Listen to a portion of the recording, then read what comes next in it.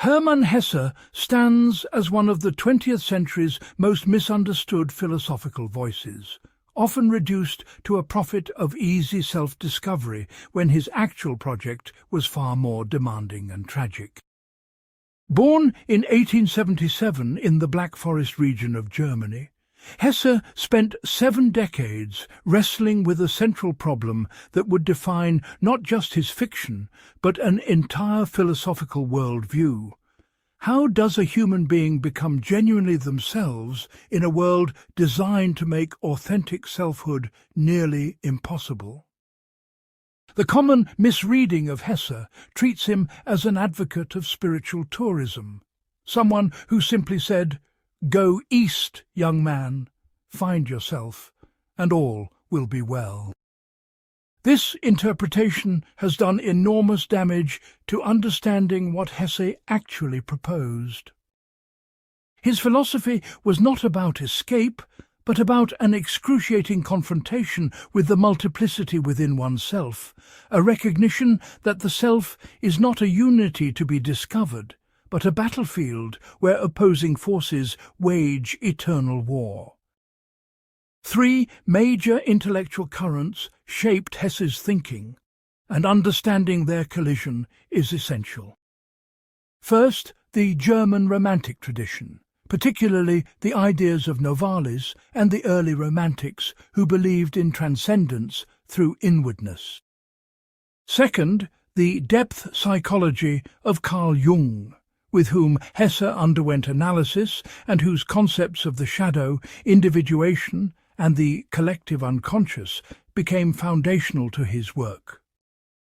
Third, Eastern philosophy, particularly Buddhism and Taoism, which Hesse encountered through his reading and his journey to India in 1911. But here is what makes Hesse philosophically serious rather than merely eclectic. He did not synthesize these traditions into some harmonious whole. Instead, he held them in permanent tension, using each to critique and complicate the others. His philosophy is not a system, but a method of sustained contradiction, and this is precisely where both its power and its problems emerge. To understand Hesse's ideas requires understanding 4 central domains where his thinking operates: the nature of authentic selfhood and why it demands suffering, the relationship between spirit and sensuality that he called the primal duality, his diagnosis of what modern bourgeois society does to human possibility, and his vision of artistic creation as the only genuine path to meaning in a meaningless world. Each of these domains contains profound insights and significant failures, moments of philosophical brilliance and moments of what his critics rightly call narcissistic evasion. Part 1. The Journey to Selfhood as Philosophical Method. Hesse's central philosophical contribution, the idea that has influenced millions and deserves both serious attention and serious critique, is his conception of the journey to selfhood as the fundamental human task. This is not self-help psychology dressed up in literary language. It is a rigorous philosophical anthropology, a theory about what human beings are and what we must do to live authentically. The core claim is this: we are born into a false self, a socially constructed identity that our families, schools, churches and cultures impose upon us. This false self is not merely a mask we wear. It is a prison we inhabit, and most people live their entire lives without ever suspecting that the walls are not real. The task of individuation, to use Jung's term that Hesse adopted, is to demolish this false self and discover or create the authentic self beneath. But here Hesse makes a move that separates him from both Eastern mysticism and Western romanticism. The authentic self is not waiting to be discovered like a treasure buried in the psyche. Instead, it must be created through a process of what Hesse called going through oneself. This phrase, which appears throughout his work, means something precise and demanding. You must experience and integrate every contradictory impulse, every shameful desire, every rejected possibility within yourself. You cannot skip over the darkness to reach the light. This is where Hesse's reading of depth psychology becomes crucial.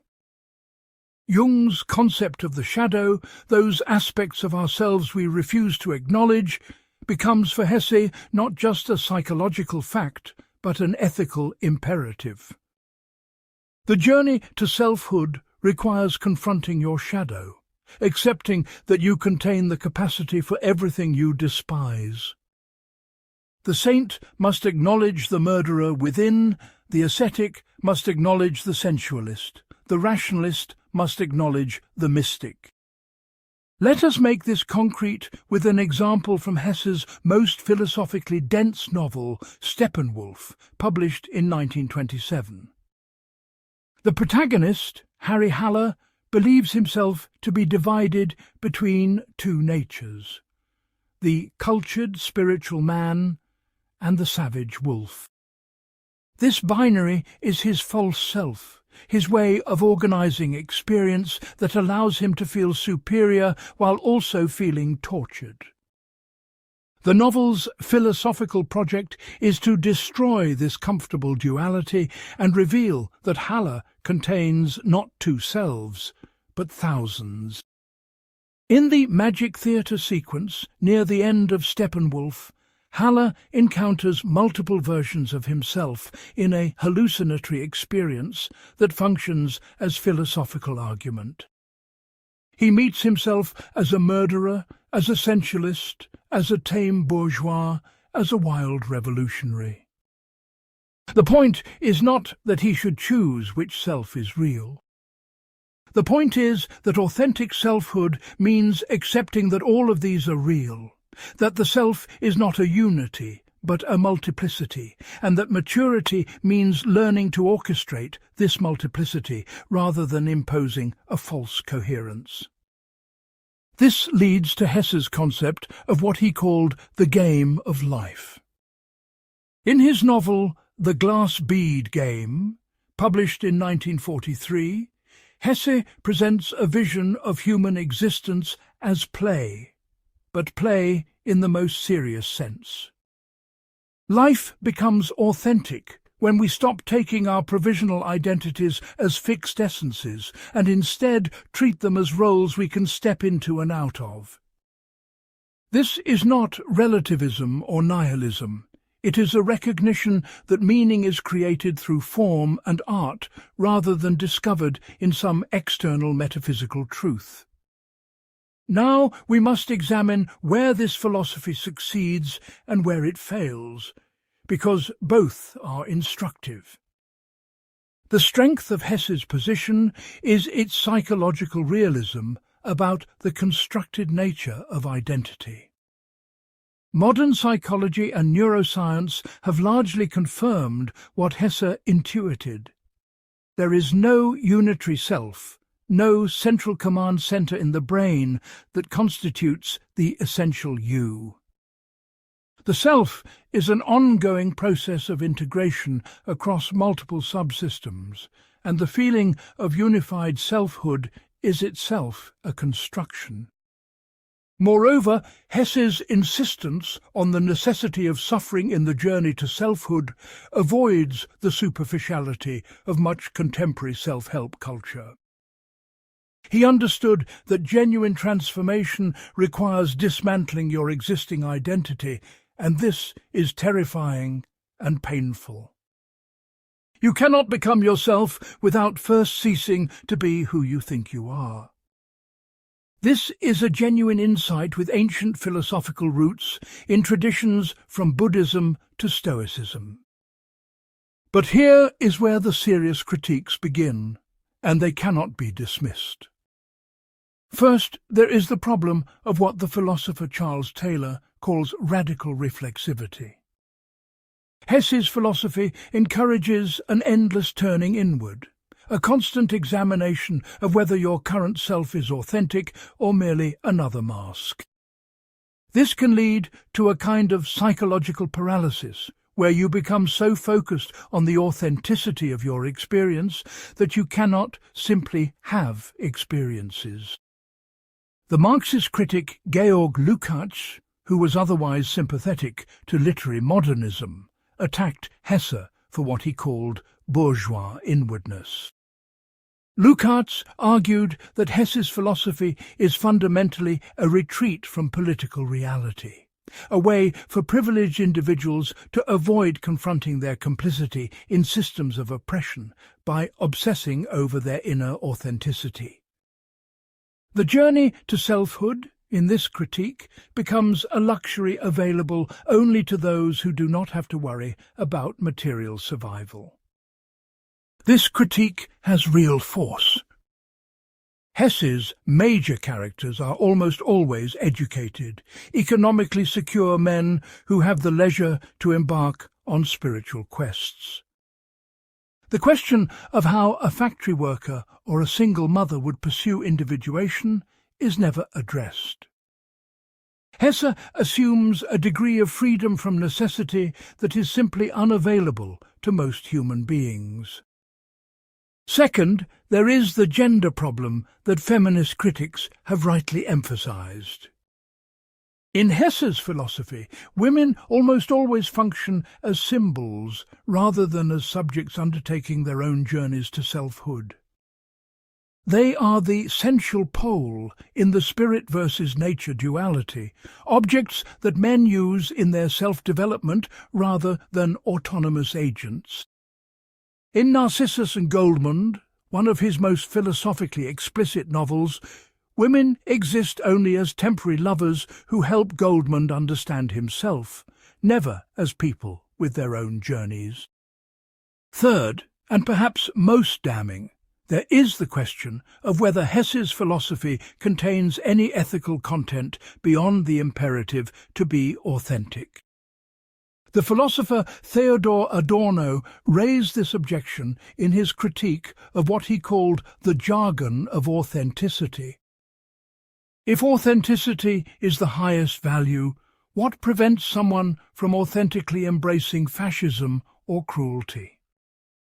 Hesse lived through both world wars and the rise of Nazism. Yet his philosophy offers little guidance for collective political action or moral judgment beyond the individual's inner development. Hesse's response to this critique, implicit in his work rather than explicitly stated, seems to be that genuine individuation will naturally produce compassion and ethical behavior because it requires integrating all aspects of humanity, including the capacity for empathy. But this is more an article of faith than a philosophical argument. History has shown us plenty of people who pursued inner development while remaining ethically monstrous. The scholarly debate about Hesse's journey to selfhood ultimately centers on a question. Is this a genuine philosophy or a therapeutic worldview? A philosophy makes universal claims about reality and provides arguments for those claims. A therapeutic worldview offers a framework for individual psychological healing without claiming universal truth. Hesse seems to want his ideas to function as philosophy, to make claims about what human beings are and ought to do, but his method is essentially literary and introspective rather than argumentative. Yet perhaps this ambiguity is precisely what makes Hesse valuable. He occupies a space between systematic philosophy and lived experience, between abstract theory and concrete practice. His novels function as thought experiments in how to live, and they succeed not by providing answers, but by dramatizing the difficulty and necessity of the questions. The journey to selfhood in Hesse is not a solution, but a problem that each person must engage with in their own way. What remains philosophically vital in Hesse's conception is his insistence that becoming yourself is not natural or easy, that it requires courage and the willingness to destroy comfortable illusions, and that most people never attempt it because the cost is too high.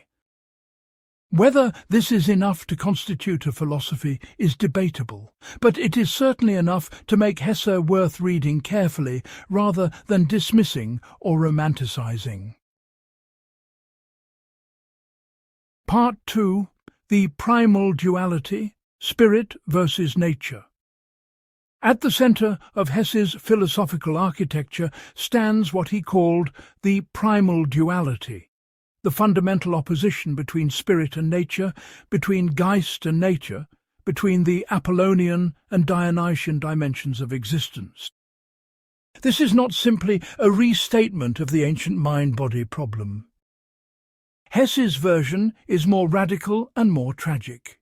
He believed that human beings are constitutionally split between two irreconcilable modes of being, and that this split is the source of both our greatest suffering and our only possibility for depth. The clearest articulation of this duality appears in his novel Narcissus and Goldmund, published in 1930. The two protagonists embody the opposing poles. Narcissus is the ascetic intellectual, a monk devoted to thought, discipline, and spiritual transcendence. Goldmund is the artist and sensualist, driven by physical desire, wanderlust, and the worship of earthly beauty. The philosophical argument of the novel is that neither path alone leads to wholeness, but also that synthesis is impossible. The two men remain friends across their lives, each envying what the other possesses, each incomplete without the other, yet each unable to inhabit the other's world. What makes this philosophically interesting rather than just a literary device is Hesse's insistence that the duality is ontological, rooted in the nature of reality itself, not merely psychological. He absorbed this conviction from several sources. From Nietzsche, he took the Apollonian-Dionysian distinction and the idea that Western civilization had made a catastrophic error in choosing Apollo over Dionysus, reason over instinct. From Schopenhauer, he took the notion that existence itself is suffering because we are torn between the will, our blind animal striving, and representation, our capacity for detached contemplation. From Gnostic and mystical traditions, he absorbed the idea that matter and spirit are opposing principles in cosmic conflict. But Hesse radicalized these influences in a specific direction. Unlike Nietzsche, who ultimately advocated for a fusion or transcendence of the duality, Hesse believed the split was permanent and necessary. The tension between spirit and nature is not a problem to be solved, but a condition to be endured and transformed into art. This is a darker vision than most readers recognize. Let us examine the nature pole first. For Hesse, nature represents immediate sensory experience, sexuality, instinct, the body, change, multiplicity, and ultimately death. It is the realm of what he called the mothers, drawing on Goethe's Faust, the primal feminine principle associated with fertility, chaos, and dissolution. To live fully in nature means to embrace transience, to love what will die, to accept that all beauty decays. In Goldmund's journey through the novel, he pursues this path ruthlessly. He becomes a wanderer, takes countless lovers, experiences plague and violence, and eventually becomes a sculptor, trying to capture in wood the fleeting beauty of female faces. His art is an attempt to freeze the transient, to give permanence to what nature decrees must pass away. But the novel makes clear that this project is ultimately doomed. The perfect image he seeks, the Mother who contains all beauty, cannot be captured because she is death itself. Now the spirit pole. Spirit represents abstraction, timelessness, unity, discipline, thought, and the attempt to transcend the flesh. It is the realm of what Hesse called the father principle, associated with order, permanence, and law. To live in spirit means to seek escape from the body's demands, from time's passage, from the multiplicity of experience into the unity of contemplation. Narcissus embodies this path. He lives in the monastery, practices asceticism, studies theology and philosophy, and seeks truth through renunciation. But the novel reveals that his spirituality is also incomplete. He envies Goldman's capacity for immediate experience, for passion, for contact with the living world. His spiritual life is purchased at the cost of never truly living, never risking himself in love or suffering or creation. Here is where Hesse's philosophy becomes genuinely original and problematic. He argues that both paths are necessary and both are insufficient, but he does not believe in synthesis or balance. This is not a call for the golden mean. Instead, Hesse proposes that genuine human beings must oscillate between the poles, must live the contradiction fully rather than resolving it. You must be both ascetic and sensualist, both disciplined and wild, but not simultaneously, because the poles exclude each other. This oscillation is what he means by going through oneself. You cannot skip the sensual phase to reach spirituality, and you cannot remain in sensuality without eventually craving transcendence. The authentic person accepts this pendulum swing as the human condition, and does not try to escape it through false resolutions. The philosophical roots of this position are complex. Hesse is drawing on the dialectical thinking of German idealism, particularly Hegel's notion that reality proceeds through contradiction. But unlike Hegel, Hesse does not believe the dialectic resolves into synthesis. The contradiction remains, and this is where his thinking approaches what later philosophers would call existentialism, the acceptance of fundamental absurdity and paradox in human existence. Now we must interrogate this position rigorously, because it has both explanatory power and serious weaknesses. The strength is phenomenological accuracy. Many people do experience life as torn between competing impulses, between the desire for order and the desire for freedom, between spiritual yearning and physical need. Hesse's duality resonates because it describes a real tension in human experience. Moreover, his insistence that both poles are valuable challenges the Western philosophical tradition's privileging of reason over body, spirit over matter. In this sense, Hesse anticipates later feminist philosophy and phenomenology's rehabilitation of embodied experience. He refuses to denigrate the sensual in favour of the spiritual, even though he personally often leaned toward asceticism. But the critiques are substantial and cut to the heart of whether this constitutes a viable philosophy. First, there is the question of whether Hesse has constructed a false dichotomy. Contemporary philosophy of mind and cognitive science suggest that the sharp separation between reason and emotion, spirit and body, is itself a mistake.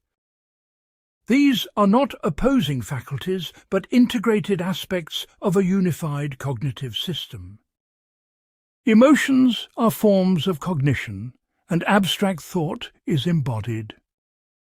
The philosopher Martha Nussbaum has argued extensively that emotions contain judgments about value and are essential to ethical reasoning.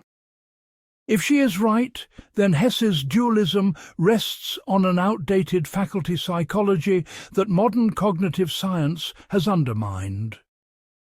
The spirit-nature split is not an ontological fact, but a cultural construction that we can and should overcome. Second, there is what we might call the gender problem inherent in the duality itself. Hesse consistently associates nature with the feminine and spirit with the masculine. This is not accidental or superficial to his philosophy, it is structural. Women in his work represent the natural pole. They are bodies, mothers, sources of sensual pleasure, and ultimately death. Men represent the spiritual pole. They are thinkers, artists, seekers of transcendence. The feminist critic Simone de Beauvoir analysed this pattern in The Second Sex, though not specifically addressing Hesse. She argued that associating women with nature and immanence, while reserving transcendence and spirit for men, is a fundamental operation of patriarchy. It denies women full humanity by making them symbols rather than subjects. In Hesse's philosophy, women do not undertake journeys to selfhood. They facilitate men's journeys. This is not a peripheral problem, but reveals something essential about the limits of his thinking. Third, there is the Marxist critique that the spirit-nature duality is itself a product of class society and alienated labour. The philosopher Herbert Marcuse argued in Eros and Civilization that the conflict between pleasure principle and reality principle, which closely parallels Hesse's duality, is historically specific to capitalist society. In a world where labour is alienated and repressive, we experience our instinctual nature as opposed to social demands. But this is not an eternal human condition, it is the result of specific economic arrangements. From this perspective, Hesse's philosophy naturalizes and eternizes what is actually a historical problem with historical solutions. Rather than accepting the duality as permanent, we should work to create social conditions where work and pleasure, discipline and freedom are no longer opposed. Hesse's acceptance of the split becomes a form of resignation that prevents revolutionary change. Fourth, there is a problem internal to Hesse's own position. If the duality cannot be resolved, if we must oscillate between poles forever, what prevents this from becoming mere vacillation rather than depth? How do we distinguish authentic engagement with both poles from simple inability to commit to anything? Hesse provides no clear criterion, and this opens his philosophy to the charge of romanticizing indecisiveness.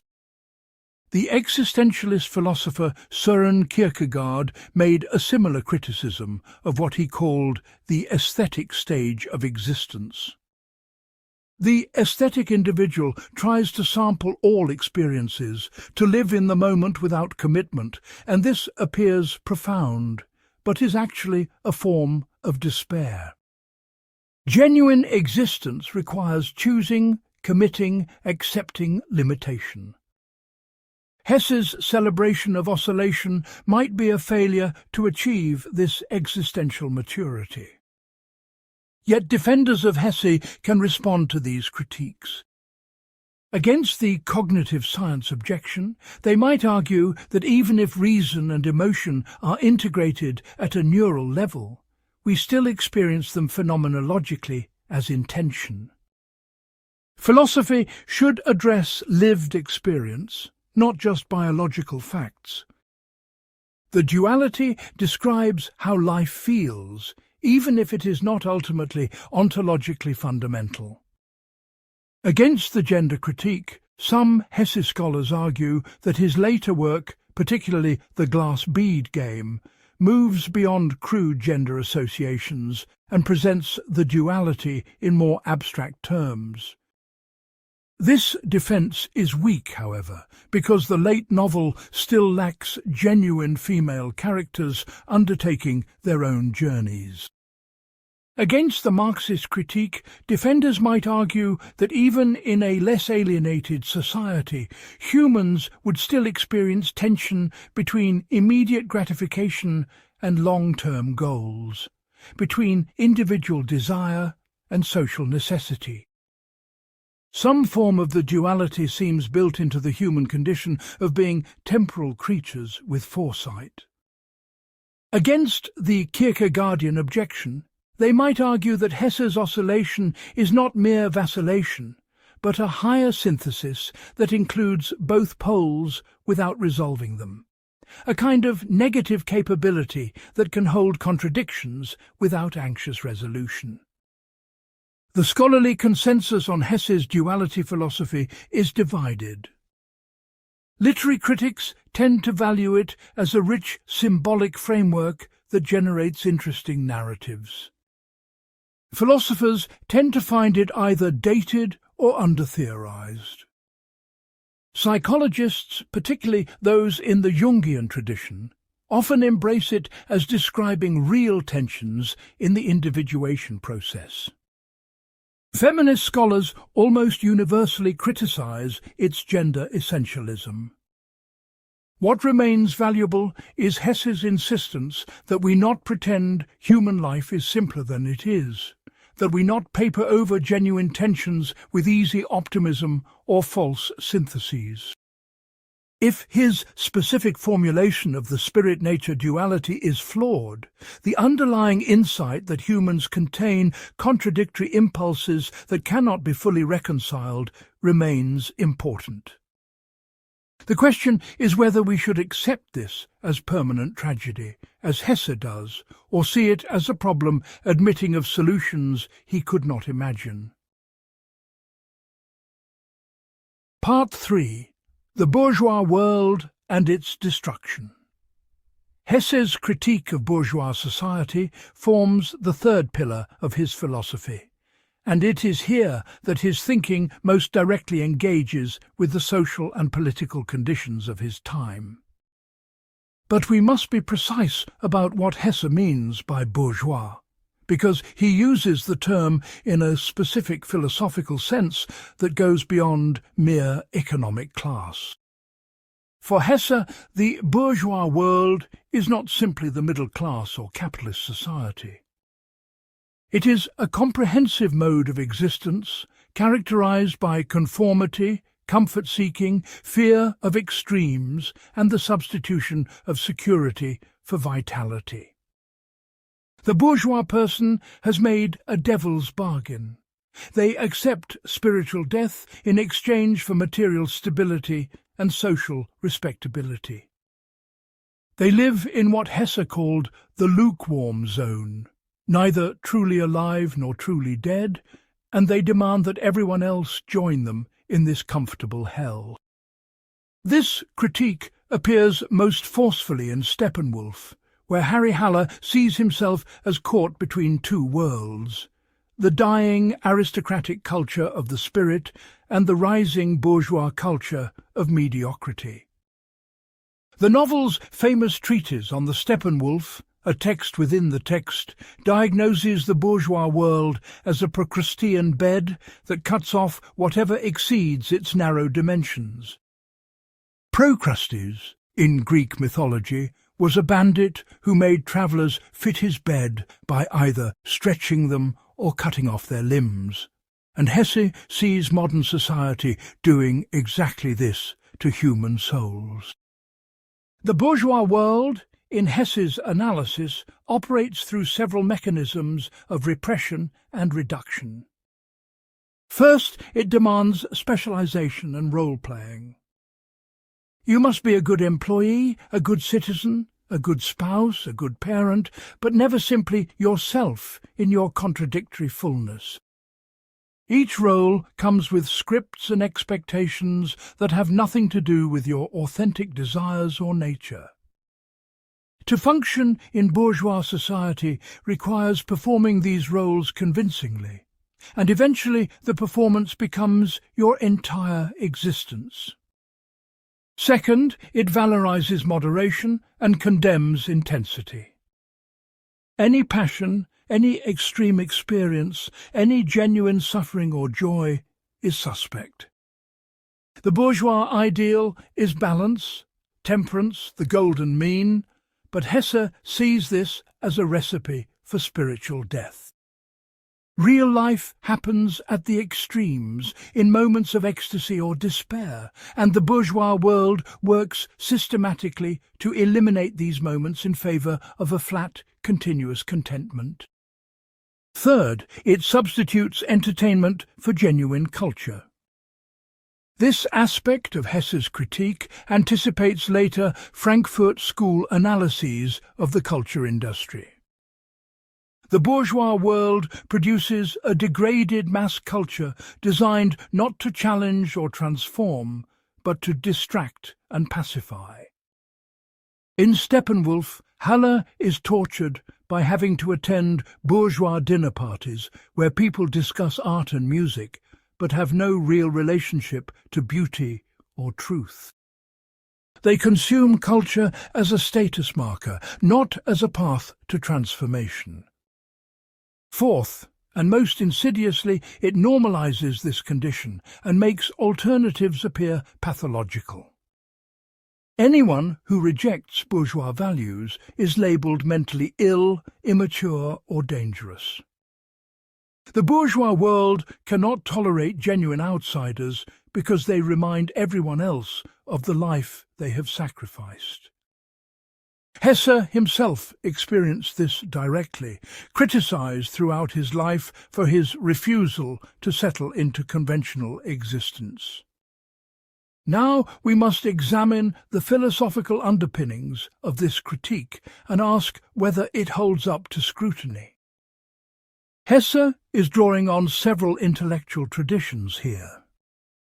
From Nietzsche, he takes the concept of the last man, the creature who has given up greatness for comfort and claims to have invented happiness. From German Romanticism, he inherits the critique of Philistinism, the unimaginative materialism that cannot comprehend art or spirit. From his reading of Eastern philosophy, particularly Buddhism, he adopts the analysis of conventional life as sleep or illusion. But Hesse adds his own emphasis. The bourgeois world is not just philosophically mistaken or spiritually impoverished, it is actively malevolent. It kills souls deliberately and systematically because it cannot tolerate genuine life. This is a strong claim and requires examination. The strength of Hesse's critique lies in its phenomenological accuracy about certain aspects of modern life. Many people do experience their work lives as alienating, their social obligations as performances, their entertainments as empty distractions. The pressure to conform, to not make waves, to prioritize security over growth is real and widespread. Hesse articulates this experience powerfully and gives people language to name their dissatisfaction. Moreover, his diagnosis of how societies enforce conformity through normalization and pathologization has been validated by later thinkers. Michel Foucault's analysis of disciplinary power and the creation of normal subjects echoes Hesse's insights.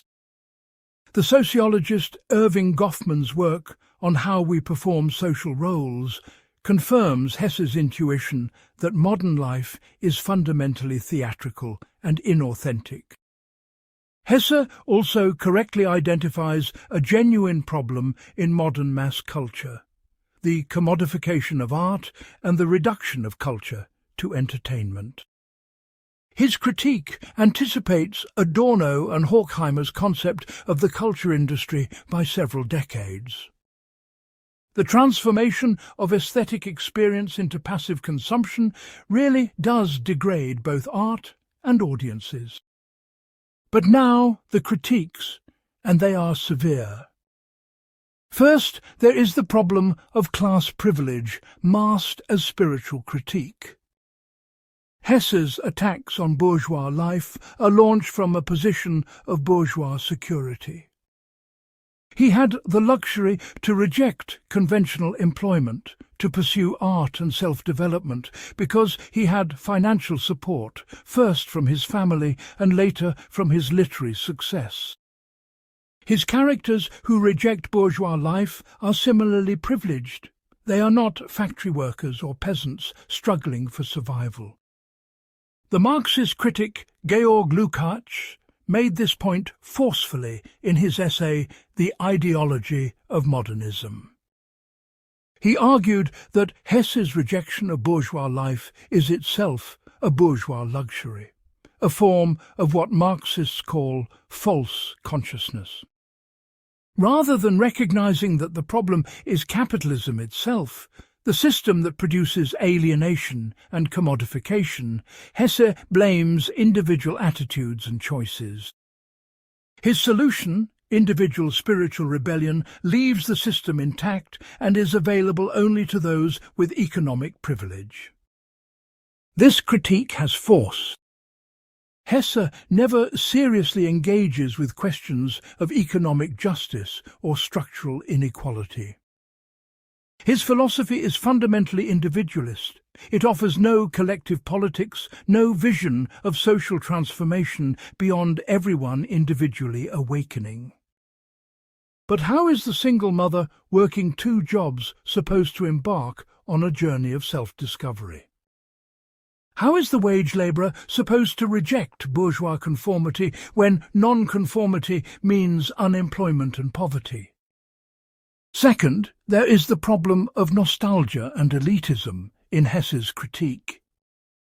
When he attacks mass culture and bourgeois philistinism, he often implies that there was a better past, an aristocratic culture of genuine refinement and depth. This is historically naive. Aristocratic culture was built on exploitation and exclusion. It was available only to a tiny elite, and most of its products were no more profound than modern mass culture. Moreover, Hesse's disdain for ordinary pleasures and contentment can appear misanthropic. Is there really something wrong with wanting security, comfort, and simple happiness? Is the person who works a regular job, raises their children, and finds joy in modest pleasures really spiritually dead?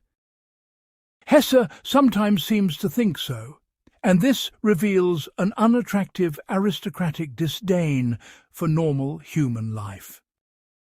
The philosopher Agnes Heller, in her work on everyday life, has argued that ordinary existence has its own dignity and depth. The modernist intellectuals' contempt for everydayness reflects their own alienation, not a truth about everyday life itself. People who are not on spiritual quests can still live meaningful, ethical, even profound lives. Hesse's philosophy struggles to acknowledge this. Third, there is a performative contradiction in Hesse's position. He criticizes bourgeois society while writing for a bourgeois audience and achieving great bourgeois success. His books became bestsellers, he won the Nobel Prize, he lived comfortably in Switzerland, surrounded by the very comforts he criticized. This does not automatically invalidate his critique, but it does raise questions about whether he really offered an alternative or just a safety valve that allows bourgeois readers to feel rebellious while changing nothing. The sociologist Pierre Bourdieu would call this aesthetic distance, the way that cultured middle-class people distinguish themselves from the uncultured middle class precisely by consuming art that criticizes middle-class values.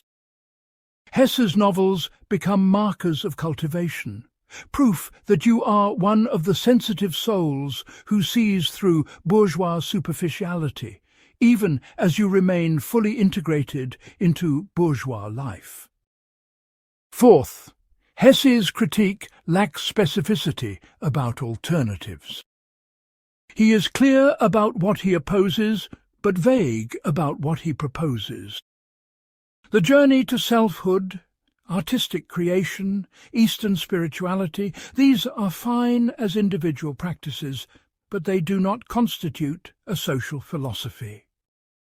If everyone rejected bourgeois life, what would replace it? Hesse offers no answer, and this makes his critique ultimately impotent as social criticism. Fifth, there is the question of whether Hesse's target even exists in the unified way he presents it.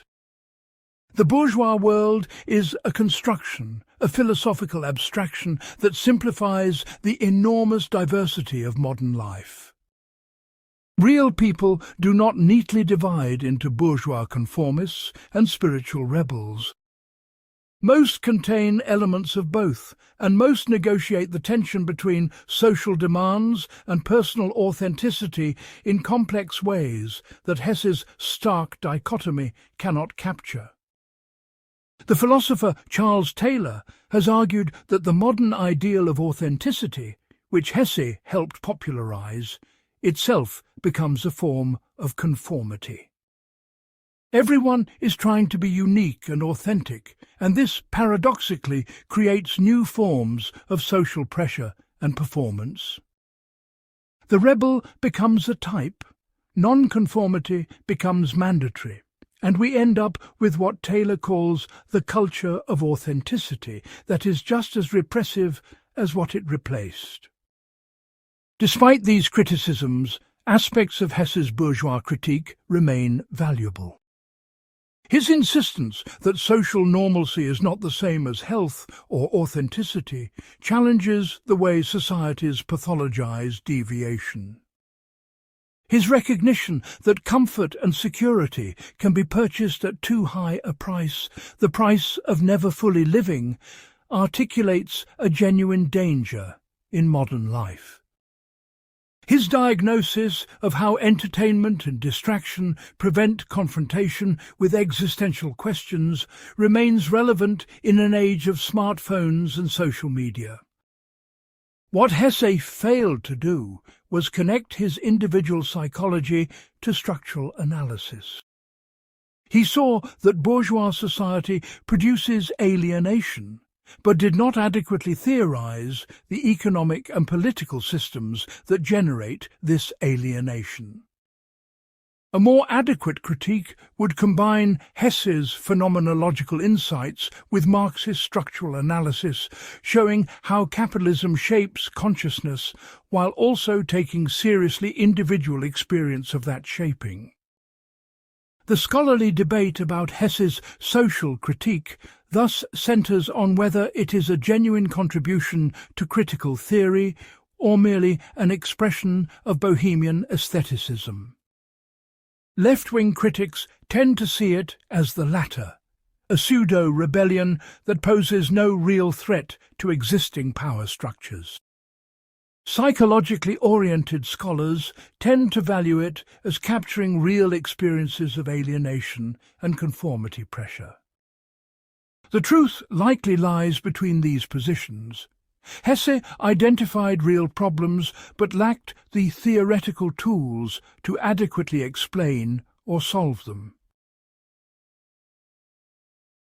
Part 4.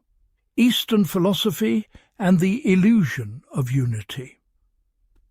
Hesse's engagement with Eastern philosophy, particularly Buddhism and Taoism, represents both his most influential contribution and his most contested legacy. His novel Siddhartha, published in 1922, introduced millions of Western readers to Buddhist concepts and sparked enormous interest in Eastern spirituality. But scholars of Buddhism and comparative philosophy have long debated whether Hesse understood Eastern thought or merely projected his own preoccupations onto it. We must begin by understanding what Hesse encountered and when. His first serious exposure to Indian and Chinese philosophy came through reading Schopenhauer, who himself had engaged with Upanishadic texts and Buddhist ideas. In 1911, Hesse travelled to India, Ceylon, and Indonesia, a journey that profoundly affected him but also revealed the limits of his understanding. He did not speak Sanskrit, Pali, or Chinese. He had no training in textual scholarship, and his knowledge came primarily through German translations and secondary sources. What attracted Hesse to Eastern philosophy was its apparent solution to the problem of duality. Where Western thought seemed trapped in binary oppositions, spirit versus matter, subject versus object, eternity versus time, Eastern philosophy appeared to offer a way beyond opposition into unity. The concept of Brahman in Hinduism, the notion of emptiness or sunyata in Buddhism, the principle of the Tao that transcends all distinctions, all suggested a metaphysics that could heal the Western split. In Siddhartha, Hesse presents his version of the Buddhist journey to enlightenment. The protagonist begins as a privileged young man who renounces worldly life to become an ascetic seeker. He studies with teachers, practices extreme austerities, but eventually realizes that spiritual practices themselves can become obstacles to truth. He leaves the ascetic life, enters the world of sensual pleasure and business, loses himself in materialism and desire, and finally achieves wisdom through direct experience rather than doctrine. The novel's climax presents Hesse's philosophical synthesis. Siddhartha sits by a river and has a revelation. All things are simultaneous, all divisions are illusory. The river contains all time at once. Everything is connected in a unity that transcends language and thought. He realizes that the world is not illusion to be escaped, as traditional Buddhism teaches, but perfection to be accepted exactly as it is. The goal is not transcendence, but embracing totality. This is beautiful and resonant, and it made Siddhartha one of the most influential spiritual novels of the 20th century. But is it actually Buddhism? Scholars of Buddhist philosophy have raised serious questions. The Buddhist scholar Stephen Batchelor has argued that Hesse fundamentally misunderstands core Buddhist concepts. Buddhism does not teach that all divisions are illusory or that everything is ultimately one. Rather, it teaches that our habitual way of creating fixed independent entities is mistaken. Things exist dependently and impermanently, but this does not mean they dissolve into an undifferentiated unity. Moreover, Buddhism's goal is not acceptance of the world as perfect, but the cessation of suffering through understanding its causes. The Four Noble Truths diagnose suffering and prescribe a path to end it, not a mystical realization that suffering was always already perfect. Hesse's river revelation sounds more like Advaita Vedanta Hinduism or Western Romanticism than anything found in the Pali Canon or Mahayana Sutras. The comparative philosopher Heinrich Zimmer, who was Hesse's contemporary, made a similar point in his lectures on Indian philosophy. He argued that Western appropriations of Eastern thought typically impose Western categories and concerns while claiming to transcend them. What Hesse finds in Buddhism is essentially German Romantic nature mysticism dressed in Indian clothing. But we should be careful not to dismiss Hesse too quickly. The question of authenticity in cross-cultural philosophical borrowing is complex. Every interpretation is a creative transformation, and Eastern philosophy itself contains diverse schools that disagree with each other. Perhaps Hesse created a legitimate new synthesis rather than simply misunderstanding his sources. Let us examine what Hesse actually does with Eastern concepts in more detail. From Buddhism, he takes several key ideas: the concept of attachment as the source of suffering, the necessity of letting go, the inadequacy of intellectual knowledge alone, the value of meditation and direct experience, and the critique of ego or self as illusion. But he transforms each of these in ways that serve his own philosophical project. Take the Buddhist teaching on anatta or no self, the doctrine that there is no permanent independent self. In Buddhist philosophy, this is a metaphysical claim about the nature of persons. We are constantly changing processes, not fixed substances. The realization of anatta is supposed to liberate us from ego clinging and the suffering it causes. Hesse appropriates this teaching but inverts its violence. For him, the realization that the self is multiple and changing becomes not liberation from self, but the path to true selfhood. Remember Steppenwolf's discovery that he contains not two, but thousands of souls. This is presented as affirming multiplicity, not transcending the illusion of self. Hesse uses Buddhist concepts to support a romantic psychology of self-actualization, which is almost the opposite of Buddhism's goal of eliminating self-centeredness. Similarly with detachment.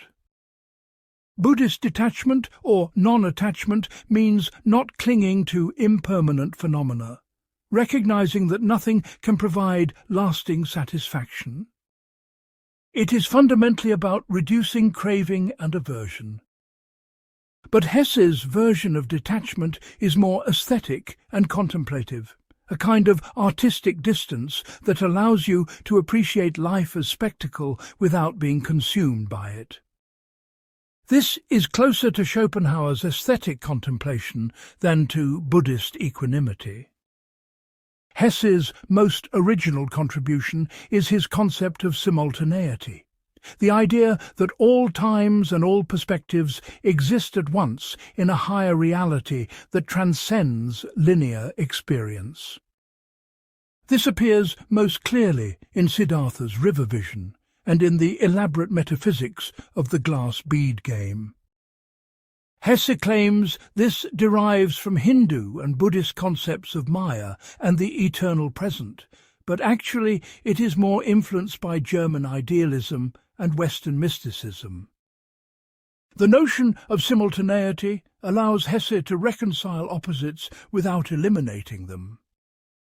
Spirit and nature, asceticism and sensuality, the many and the one, all coexist simultaneously in what he calls the eternal smile, or the music of the world.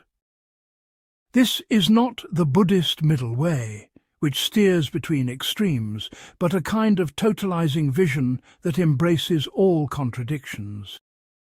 Now we must ask, does Hesse's synthesis work philosophically, regardless of whether it is authentically Buddhist? The strengths are clear. Hesse genuinely grasped something important about the limitations of Western rationalism and dualism. His attempt to think beyond subject-object split, to imagine consciousness that is not separate from what it knows, addresses real problems in Western epistemology. His emphasis on experiential knowledge over doctrinal learning challenges the Western overvaluation of abstract theory. Moreover, Hesse's literary presentation of Eastern ideas, whatever its scholarly accuracy, effectively communicated certain truths to Western audiences. The notion that suffering comes from attachment, that ego is constructed rather than given, that meditation and inwardness can transform consciousness, all of these genuinely Eastern insights reached millions through Hesse's work. But the problems are equally clear. First, Hesse's version of Eastern philosophy eliminates its ethical and practical dimensions in favor of mystical aestheticism. Buddhism is not just about having mystical experiences, it includes detailed moral teachings, analyses of mental states, and systematic practices. Hesse reduces all of this to individual epiphanies and artistic sensibility. The Buddhist teacher and scholar B. Alan Wallace has argued that this pattern is typical of Western appropriations of Buddhism. They extract the mysticism while ignoring the ethics and psychology. They emphasize peak experiences while neglecting the gradual training that produces them. They individualize what was originally a communal practice. Hesse fits this pattern perfectly. Second, Hesse's synthesis often amounts to having your cake and eating it too. He wants the liberation of non-attachment without actually giving up attachment, the peace of ego transcendence while retaining and celebrating individual personality, the wisdom of accepting impermanence while trying to capture eternal beauty in art. This is philosophically incoherent, a superficial both-and that does not genuinely resolve tensions. Third, by presenting Eastern philosophy as primarily about mystical unity and acceptance, Hesse contributes to Western stereotypes that damage cross-cultural understanding. The East becomes associated with passive mysticism, the West with active rationality, and this obscures the diversity and complexity of both traditions. Contemporary Eastern philosophy includes rigorous logical analysis, practical ethics, and social engagement, not just mystical unity experiences. The post-colonial theorist Edward Said's concept of Orientalism is relevant here. Said argued that Western representations of the East typically project Western fantasies and anxieties rather than engaging with actual Eastern societies and thought. The East becomes a screen for Western desires, a repository of wisdom that the West supposedly lacks. Hesse's Eastern philosophy functions this way. It represents what the West wants the East to be, not what Eastern philosophy actually is. Fourth, there is the problem of cherry-picking. Hesse takes from Buddhism and Hinduism only what supports his existing commitments, while ignoring aspects that would challenge him. He embraces meditation and mystical experience, but ignores Buddhist teachings on rebirth, karma, monastic discipline, and the unsatisfactoriness of all conditioned existence. He celebrates Hindu unity metaphysics, but ignores the caste system and social hierarchy deeply embedded in traditional Hinduism. This is not synthesis, but selective appropriation, and it produces a philosophy that is neither genuinely Eastern nor coherently Western, but rather a hybrid that satisfies Hesse's personal needs without addressing the full implications of either tradition. Yet defenders of Hesse can make reasonable counter-arguments. The philosopher Hans-Georg Gadamer argued that all understanding is interpretation, that we can only approach other traditions through our own horizons of meaning. By this standard, expecting Hesse to become an authentic Buddhist scholar is unrealistic. What matters is whether his engagement with Eastern ideas was sincere and whether it produced interesting new thoughts. Moreover, religious and philosophical traditions are always evolving through cross-cultural encounter. Contemporary Western Buddhism is itself a hybrid, and many Asian Buddhist teachers have praised Hesse for introducing Buddhism to the West, even if his version was not academically precise. The Zen teacher D.T. Suzuki, who knew Hesse's work, did not reject it as inauthentic, but recognized it as a Western response to Eastern wisdom. Finally, perhaps Hesse's greatest contribution was simply showing Western readers that alternatives to Western ways of thinking exist. Even if his understanding was limited, he opened a door through which many others passed who went on to deeper study. The explosion of interest in Buddhism, meditation, and Eastern philosophy in the West owes something to Hesse's popular novels, whatever their scholarly limitations. The scholarly verdict on Hesse's engagement with Eastern philosophy is thus mixed. Specialists in Buddhist and Hindu studies tend to be critical, seeing Hesse as perpetuating Western misunderstandings. Scholars of comparative literature and religion tend to be more generous, seeing his work as creative synthesis rather than scholarly analysis. The question ultimately comes down to what we want from cross-cultural philosophical engagement, academic accuracy, or transformative possibility. What remains philosophically interesting is Hesse's attempt to use Eastern concepts to address Western problems, even if the attempt was imperfect. The problem of how to think unity and multiplicity together, how to reconcile change and permanence, how to achieve peace in a world of suffering, these are genuine philosophical problems that both Western and Eastern traditions have addressed. Hesse's synthesis may not satisfy specialists in either tradition, but it represents a sincere effort to think across boundaries, and it inspired others to undertake similar journeys with greater rigour. Part 5. Art as the only path to meaning. If there is a single idea that unifies all of Hesse's work, it is this: in a world without transcendent meaning, without God or metaphysical truth, art remains the only genuine path to significance and the only adequate response to existence. This is not simply a claim about the value of art, it is a complete existential philosophy that places artistic creation at the centre of human purpose. Hesse's philosophy of art emerges from a specific intellectual context. By the late 19th century, Nietzsche had announced the death of God and the loss of absolute values.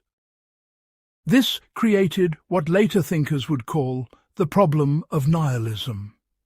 If there are no transcendent truths, no eternal values, no cosmic purpose, why should we do anything at all?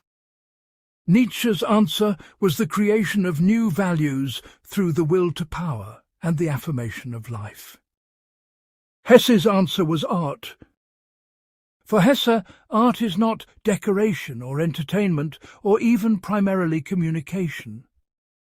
Art is the human response to the fundamental condition of existence, that life is transient, suffering is universal, meaning is not given but must be created, and death erases everything. In the face of this bleak reality, art is the act of imposing form on chaos, of creating temporary islands of meaning in a meaningless universe. This philosophy appears most explicitly in The Glass Bead Game, Hesse's final and most philosophically ambitious novel.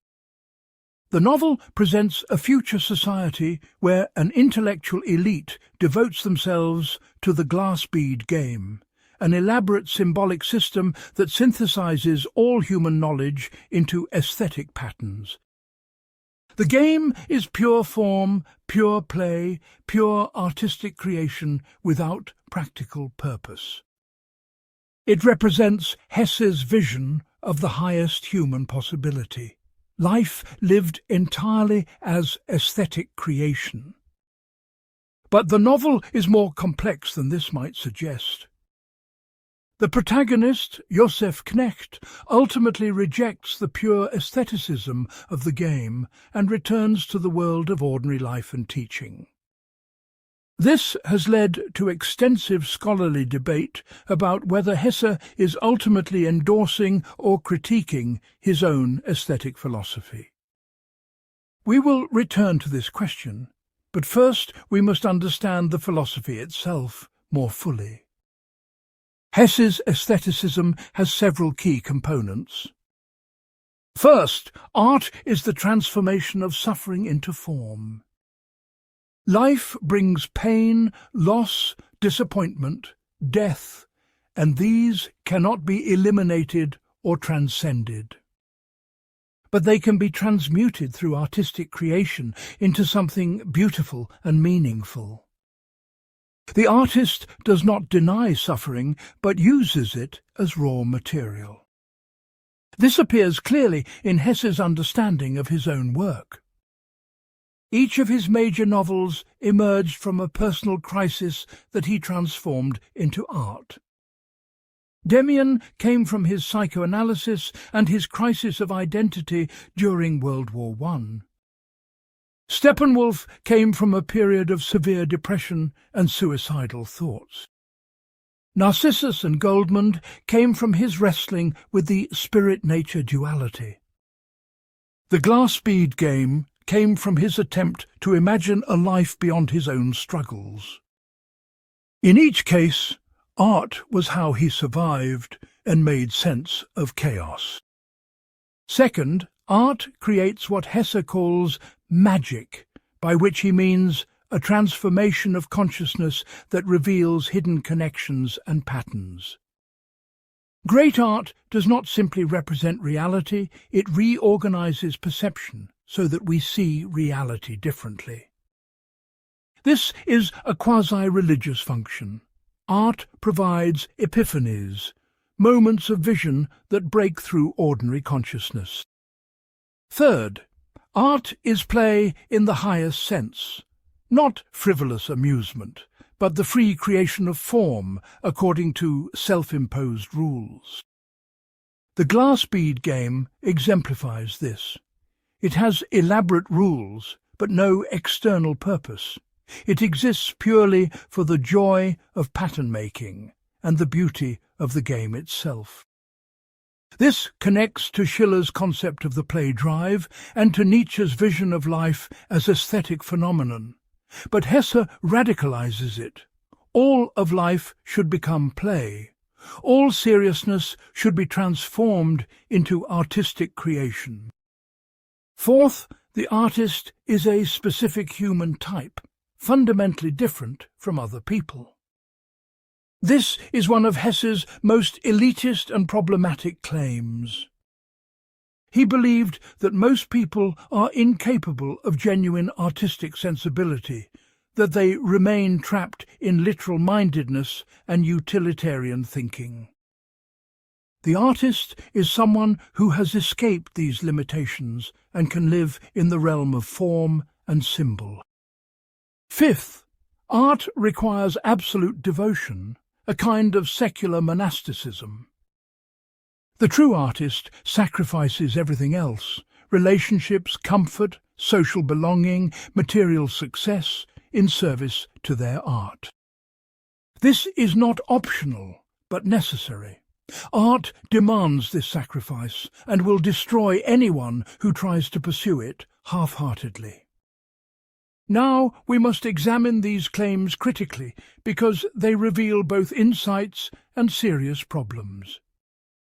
The insight is this: Hesse recognizes that meaning is constructed, not discovered, and that artistic creation is one of the fundamental human ways of constructing meaning.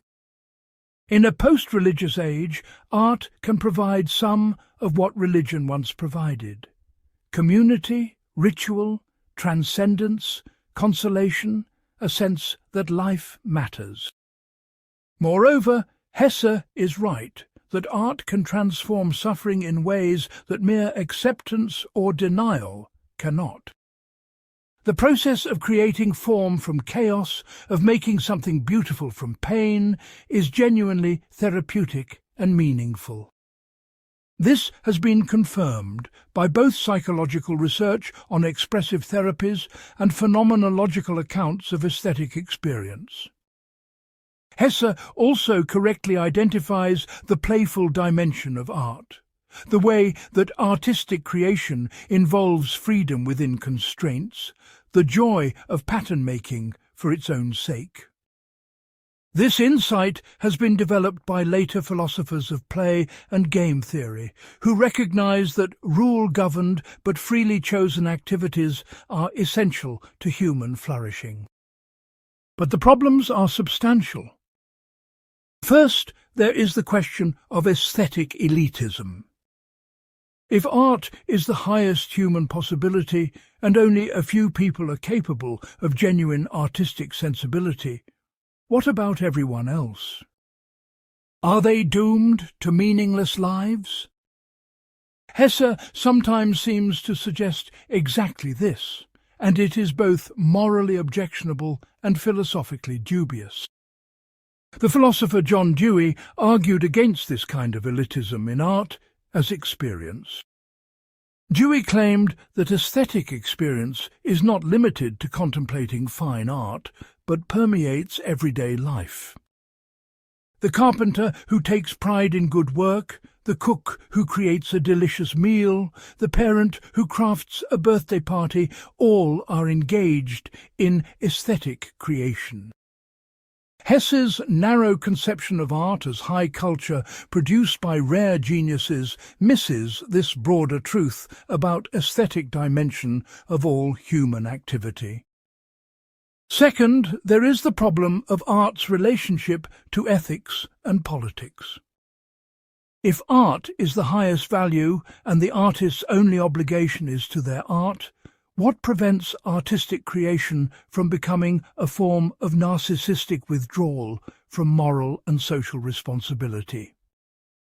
Hesse faced this question directly during the Nazi period, when he was criticized for not taking a more active political stance against fascism. His response was that art itself is a form of resistance, that maintaining the integrity of aesthetic values in a time of barbarism is a political act. There is something to this argument. The philosopher Adorno made a similar point about how autonomous art resists the total administration of society. But it is also a convenient rationalization that allows the artist to avoid difficult choices and claim moral superiority while doing nothing. The philosopher Judith Shklar argued in her work on liberalism that the worst thing human beings do to each other is cruelty, and that our first obligation is to reduce suffering. By this standard, Hesse's aestheticism appears as a form of moral failure. He was so focused on artistic beauty and inner development that he inadequately responded to the massive suffering and injustice of his time. Third, there is the question of whether art really can substitute for religion or metaphysics as a source of meaning. Religion provided not just consolation and transcendence, but also moral guidance, community, purpose beyond the self, and hope for ultimate justice. Art may provide transcendent experience and meaning for the individual artist, but does it provide any of these other things? The sociologist Philip Rieff argued in The Triumph of the Therapeutic that modern attempts to replace religion with psychological or aesthetic fulfillment produce shallow substitutes that cannot sustain communities or provide genuine meaning beyond the self. Hesse's aestheticism may be another version of this, a sophisticated form of narcissism that mistakes intense subjective experience for objective meaning. Fourth, Hesse's philosophy of art contains a deep ambivalence that he never fully resolves. On one hand, art is the transformation of life into form, which seems to require distance from life, standing back to create patterns. On the other hand, art should emerge from lived experience, from direct engagement with suffering and joy. But how can you be both fully immersed in life and detached enough to transform it into art? This ambivalence drives the plot of the glass bead game. Joseph Knecht lives in Castalia, a province dedicated entirely to intellectual and artistic pursuits, isolated from the world's practical concerns. He achieves the highest position, becomes the master of the game, creates beautiful patterns that synthesize all knowledge. But he comes to feel that this pure aestheticism is a form of death, that he has sacrificed life for art, and the sacrifice was too great. So he leaves Castalia to become a tutor to a single student in the ordinary world. Then, in a shockingly abrupt ending, he drowns while swimming in a cold lake, having been in the ordinary world for less than a day. Scholars endlessly debate what this ending means. Is Hesse saying that pure aestheticism is wrong and we must return to life? Or is he saying that once you have lived in the aesthetic realm, the ordinary world can only kill you? Or is the point that there is no resolution, that we are caught between irreconcilable demands? This ambiguity may be Hesse's final statement on art.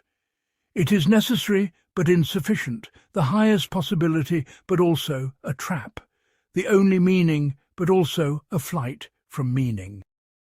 If this is his position, it is honest but not very helpful as a philosophy of life. Fifth, there is a gendered dimension to Hesse's aestheticism that feminist critics have noted. The artist in Hesse's work is always male, and artistic creation is implicitly compared to male sexuality and power. Women are muses, models, inspirations, but not artists in their own right. This reflects historical reality. Women were largely excluded from high culture and artistic training, but Hesse naturalizes this exclusion rather than questioning it. Moreover, the sacrifice that art demands, the renunciation of relationships and domestic life, is easier for men who have women to take care of their practical needs. Hesse himself had 3 marriages and multiple relationships, and women provided the emotional support and practical care that enabled his artistic work. His philosophy of art as requiring total devotion ignores this gendered labour that makes male artistic devotion possible. Despite all these criticisms, something important remains in Hesse's philosophy of art. He recognized that in a disenchanted world, aesthetic experience is one of the few sources of genuine transcendence still available. The moment when a novel or painting or piece of music reorganizes your consciousness, makes you see differently, connects you to something beyond your ordinary self, these moments are real and valuable. Moreover, Hesse was right that creation, the act of making something new, is fundamentally meaningful to human beings in ways that mere consumption or passive experience are not. We need to be creators, to impose form on chaos, to leave marks on the world, and this need is not reducible to evolutionary adaptation or social conditioning. It is part of what makes us human. The question Hesse could not answer, and perhaps no one can answer definitively, is whether art is enough. Can a life devoted to aesthetic creation be a fully meaningful life if it ignores ethics, politics, relationships, community, and the suffering of others? Or does art need to be integrated into a larger framework of human goods? Hesse oscillated between these positions throughout his life, and his final novel leaves the question open. Part 6. Time, Suffering, and the Eternal Moment. Underlying all of Hesse's philosophy is a distinctive metaphysics of time and a particular understanding of suffering that draws on both Western and Eastern sources, while remaining uniquely his own. This is perhaps the most abstract dimension of his thought, but it is also the most philosophically ambitious. Hesse's starting point is the recognition that temporal existence is fundamentally problematic. We live in time, experiencing moment after moment in linear succession, but this creates three interconnected problems. First, everything we value is impermanent and will be lost. Second, we are trapped in the present moment, unable to truly access past or future. Third, time itself seems to fragment existence into disconnected instants rather than meaningful wholes. This analysis draws on Schopenhauer, who argued that the will to live keeps us trapped in endless striving, where each satisfaction immediately gives way to new desire, making happiness impossible. It also draws on Buddhism's teaching that attachment to impermanent things is the root of suffering. But Hesse adds his own twist. The problem is not attachment per se, but our relationship to time itself. The solution Hesse proposes is the concept of the eternal moment, or simultaneity, what he sometimes calls the timeless realm. This is the idea that all times exist simultaneously in a higher reality that consciousness can access. Past, present, and future are not separate, but aspects of a single eternal present. When consciousness achieves the right perspective, usually through aesthetic experience or mystical insight, it can transcend temporal succession and experience everything at once.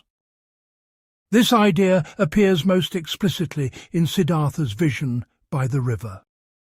He realizes that the river is always the same river, even though the water constantly flows, that all moments of the river exist simultaneously, that birth and death are one, that everything is already complete and perfect in the eternal present. This vision supposedly brings liberation from suffering, because if everything exists eternally, then nothing is truly lost. A similar concept appears in the glass bead game's metaphysics. The game itself is supposed to represent the simultaneity of all knowledge, all cultures, all truths existing together in harmonious patterns outside of time. The master game player achieves a consciousness that transcends historical succession and sees everything at once. Now we must analyze this metaphysics carefully, because it makes several distinct claims that need to be separated. First, there is a claim about the nature of time itself, that linear succession is somehow less real than eternal simultaneity. Second, there is a psychological claim that consciousness can transcend its normal temporal limitations. Third, there is a soteriological claim that this transcendence solves the problem of suffering. Let us examine each claim. The metaphysical claim about time draws on a long Western philosophical tradition going back to Plato, who distinguished between the eternal realm of forms and the temporal realm of becoming. It also reflects Kant's distinction between noumenal reality outside time and phenomenal reality within time. And it echoes certain interpretations of Hinduism that see temporal existence as Maya or illusion compared to eternal Brahman. But modern physics and philosophy of time have largely rejected this framework. Physics tells us that time is a real dimension of the universe, not an illusion. The theory of relativity shows that simultaneity is relative to reference frames, not absolute. There is no eternal present that contains all times. There are only different temporal perspectives from different positions in space-time. Moreover, philosophers like Henry Bergson and Martin Heidegger argued that temporal existence is not a fall from eternity, but the fundamental mode of human being. We are essentially temporal creatures, and trying to escape time is trying to escape what we are. Heidegger claimed that authentic existence requires accepting our temporality, particularly our mortality, not trying to transcend it through mystical visions of eternity. The psychological claim is more interesting and possibly has some validity. Hesse is describing experiences that people do have. Moments where time seems to stop or where past and present feel simultaneously present.